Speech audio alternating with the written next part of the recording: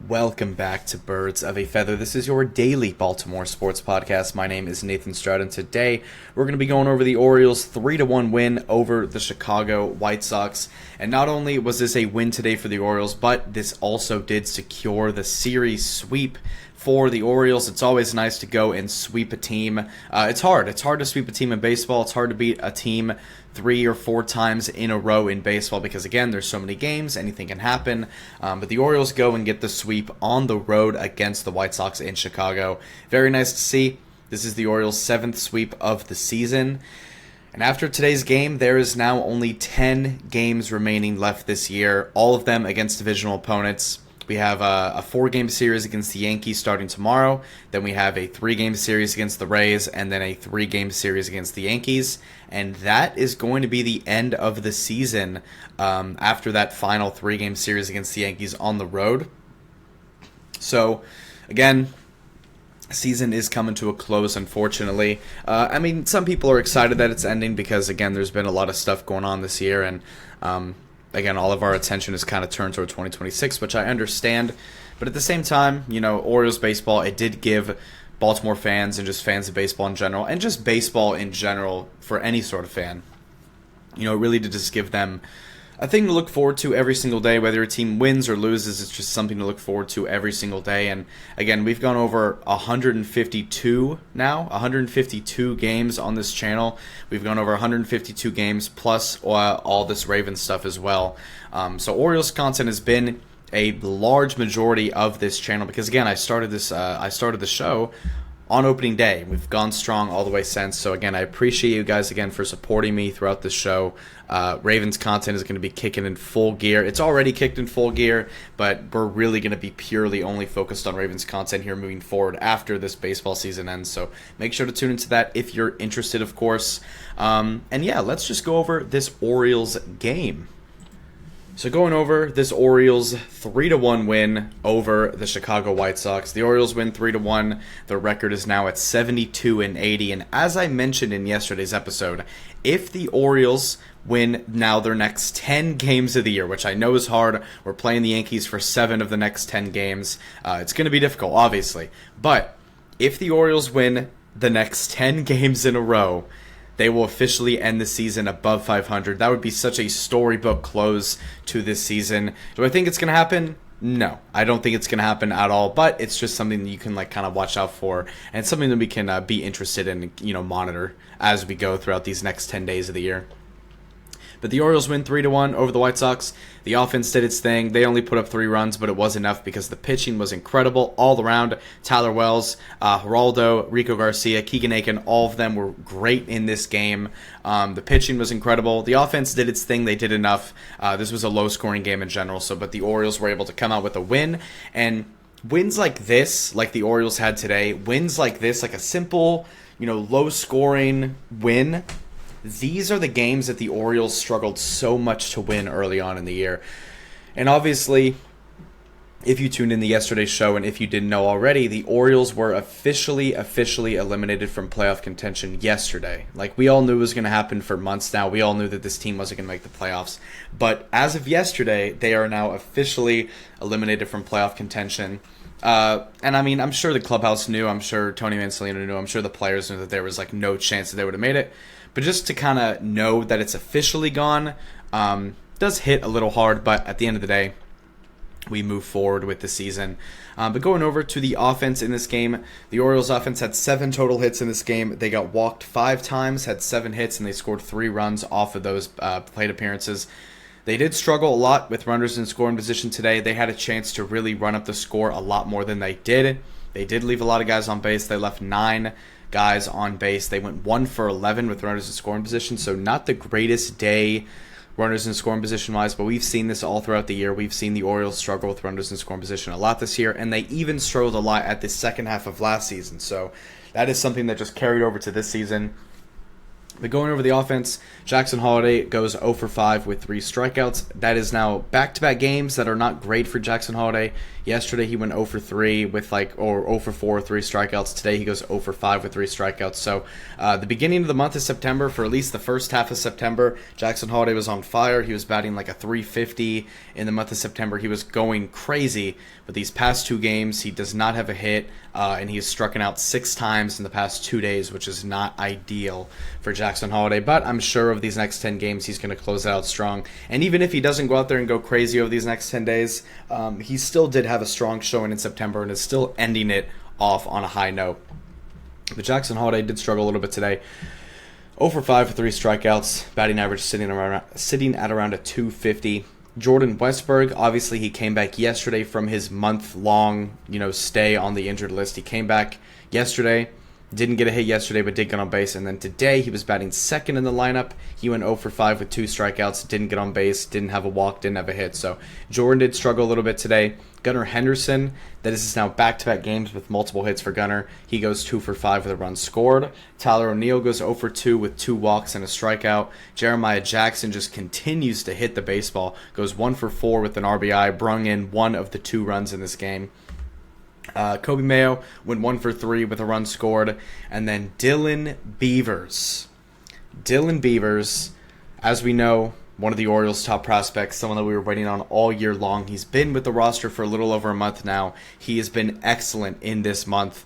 And in today's game, he proves it even more. He was really the difference maker on offense, at least in this game for the Orioles win. He goes 1 for 3 with a 2-run homer and a walk as well. That is now back-to-back days with the home run for Dylan Beavers. He's starting to get the home run. He's starting to get the home run fever going right now. He had a home run in his first at-bat at Camden Yards, but Dylan Beavers was never really known as like a home run hitter, quote-unquote. He was really, a bat-on-ball, contact guy, a guy who's going to get on base a lot, a guy who's going to get walked a lot, a guy who's just going to be on base for you. And he's done incredible this season with that. He has a .423 on-base percentage and a .470 slug and a .277 batting average. So Dylan Beavers has been incredible this year, and it's not even his rookie year yet. What we're seeing from Dylan Beavers is great. What we're seeing from Samuel Basallo is also great. We're seeing how hard he's hitting the ball. We're seeing how much potential he has as a hitter. But we got to understand that Dylan Beavers and Samuel Basallo, their rookie year doesn't start until next season. So we're going to see a full year of Beavers and Basallo next year. This is just kind of like a little bit of an appetizer before we get into the main course of their, rookie season next year, which is nice to see. And I'm going to be honest, guys. I think Dylan Beavers and Samuel Basallo both have a real shot to win AL Rookie of the Year next year. I think Beavers has really shown up and shown out this season. He's going to be, a starter next year for sure. He's going to be one of the starting outfielders for sure next year. So it's going to be really fun to watch him. But he has been incredible this year. Austin Jackson was catching today. Samuel Basallo got the day off, so Austin Jackson was catching, went 0 for 3 with 2 walks, or 2 strikeouts and a walk. And then Jorge Mateo, who really hasn't seen a lot of playing time at all this year. He was injured for a majority of the season, but he did get called up, about like a month ago, but hasn't really been in the lineup at all. He did get the start today in center field. And Jorge Mateo, who is somebody who doesn't really have a great bat. He's really just known for his base running and his speed and his great defensive ability. He went 2 for 4 today. So Jorge Mateo, one of 2 players in this game for the Orioles that had multiple hits. Gunnar Henderson and Jorge Mateo both with multiple hits. So shout out to Jorge Mateo in this game. But going over to the pitching, and this was really the cream of the crop of this game for the Orioles. This was really the high point of the game. The Orioles only scored 3 runs in this game, which at the end of the day, it was enough to win. But the reason why it was enough to win is because the pitching really showed up all 9 innings of this game. Tyler Wells gets the win in his 3rd start. He's 2-0 in his 3 starts back. Got through 6 innings of work, gave up 1 run in 6 innings and had 4 strikeouts. And the 1 run that he gave up was a solo home run. So other than the solo home run that he gave up, he was perfect. Gave up 4 hits, no walks, 1 solo home run, and 4 strikeouts in this game. So Tyler Wells was incredible. His ERA sitting at a 2.04 in his first 3 starts. And Tyler Wells is somebody who I think is going to be a big part of the rotation next year, especially as like a back-end guy. He's going to be someone that's very reliable. Him and Bradish, just getting both of them back, just having their presence in the rotation again with everything that's gone on this year with the starting rotation, just to get Wells and Bradish back is such a breath of fresh air with this rotation. And it's really nice to have Tyler Wells back. Again, 6 innings, 1 run, had 4 strikeouts. He was great today. Geraldo came in, 1 inning, no hits, no runs, no walks. He was great. Rico Garcia, 1 inning, no hits, no runs, no walks. He was great. And then Keegan Aiken came in on back-to-back days, going for back-to-back saves. And Keegan Aiken does get the save in this game, his 7th save of the year. And ever since the Felix Bautista injury happened, we've kind of moved Keegan Aiken in as like our primary closer this season. But he has 7 saves this year. 1 inning, gave up 1 hit, but no runs, no walks. Was great in this game. But the pitching overall was amazing. 1 run through 9 innings. You'll take that every single day of the week from your pitching staff. So great game for the Orioles today. Great series for the Orioles today. Again, a nice little 3-game sweep for the Orioles. They've now won 3 in a row.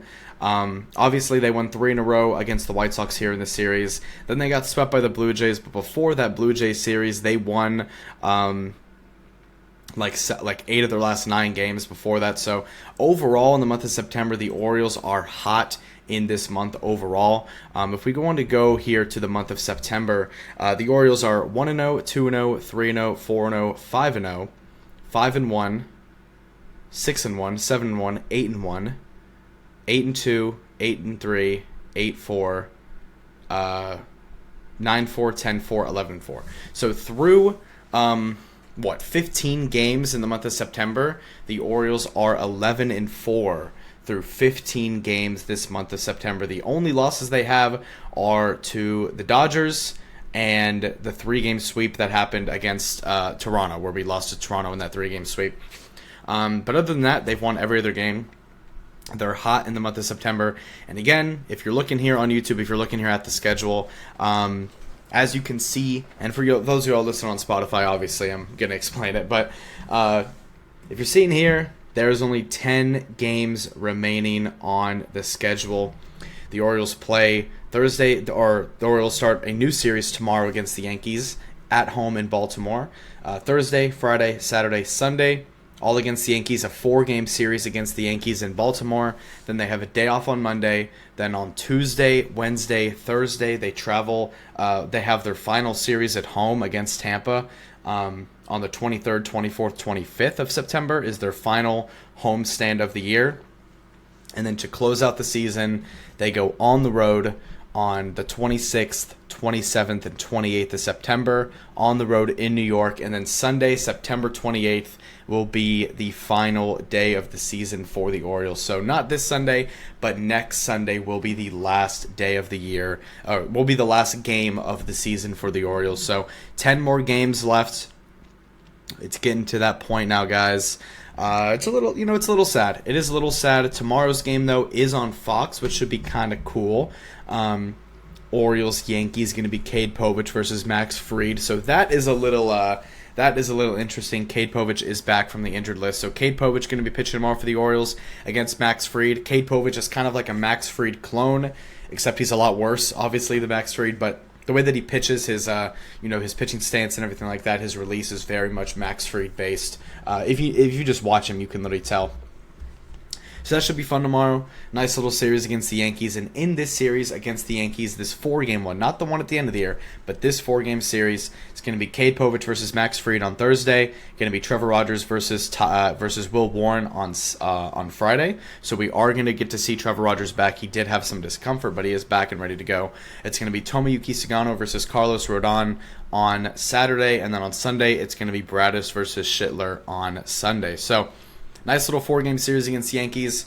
Going to be super exciting. And yeah, we move forward. 10 games left of the season. And yeah.